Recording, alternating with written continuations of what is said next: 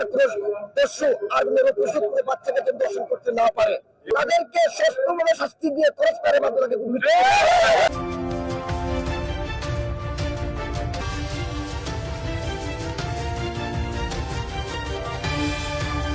আধা ঘন্টা আগে যে জয়নালে পুষ্টা করছে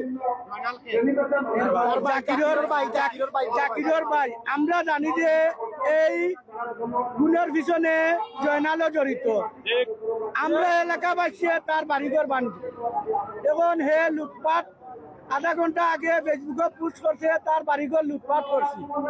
আমরা তার বাড়িঘর লুটপাট করব। আমরা গরিমাকে হারাইছি, এই স্কুল থেকে এলাকাতে তার কোনো বসবাস হবে না। অতীত আমাদের এলাকার ছিল না, ওর বাড়ি ওর বাপটা ছোট গোষ্ঠী ছিলেন চন্দ্রী, ওর মা ছিল এটা সুনামগঞ্জে বাড়ি,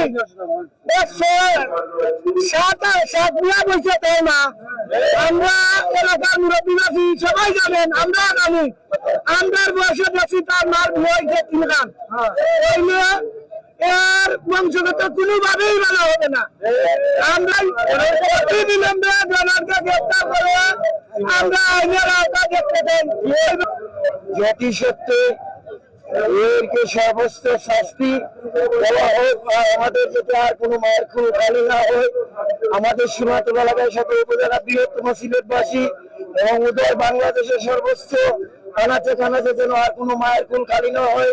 আমি বাংলাদেশ আইন প্রত্যেক সংস্থার মাননীয় স্বরাষ্ট্রমন্ত্রী মহোদয় সালাউদ্দিন সাহেবের কাছে আকুল আবেদন করব, আমাদের আইনের প্রতিক্রিয়া অতি দ্রুত শেষ করে যারা যারা এই শিশুকে হত্যা করেছে এবং যারা প্রাসঙ্গিকভাবে জয়নাল এটাকে চেষ্টা করেছে, এখনো সে বলতেছে তার বাড়িতে কিনে কিন্তু কত লক্ষ টাকা করে নিয়ে গেছে।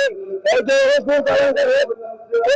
এত প্রশ্ন হয়, আন্দোলনের পরে তার মুখ বন্ধ হয় না। আমরা এর প্রতিদান চাই এবং দেশের সর্বোচ্চ আদালতের এত গুরুত্ব তার বিচার চাই। আমি বাংলাদেশ সরকারের কাছে অনুরোধ করবো, এমন একটি শাস্তি তৈরি করা হোক, এমন একটি বিচার তৈরি করা হোক যে ফাইনাল হত্যার বিচারের মাধ্যমে ফাঁসি দিয়ে আর কোনো বাচ্চাকে যেন দর্শন করতে না পারে। সরকারের কাছে তাদেরকে সুষ্ঠুভাবে শাস্তি দিয়ে পুরস্কারের মাধ্যমে আর কোনো সন্তান তাদেরকে আর কোনো মহাজনকে সন্তানে না হারাতে পারে, আর কোনো বন্ধুকে তাকে না হারাতে পারে। যারা আমাদেরকে একটা শিশু বাচ্চাকে হত্যা করেছে তাদেরকে ফাঁসির কাছে এনে মৃত্যুদণ্ড দেওয়া হোক। এই সকলে আমাদের এলাকাকে মাদকমুক্ত করতে আমরা চাই। তিনি নাটকের একটি অভিনেতা, তিনি সব কিছু জানত, ওনাকে আইনে ডালা হোক। আমরা জানি জয়নাল এর সাথে সম্পূর্ণ জড়িত।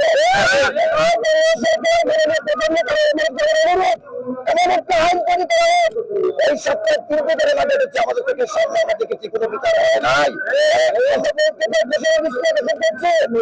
আপনারা টাকা বিনিময়ে কেউ তাকে আপোষ করবেন না। আপনার সন্তান মনে করে আজকে করতে হয়েছে, আগামী দিনে তাকে রিমান্ড আছে আমরা জানি।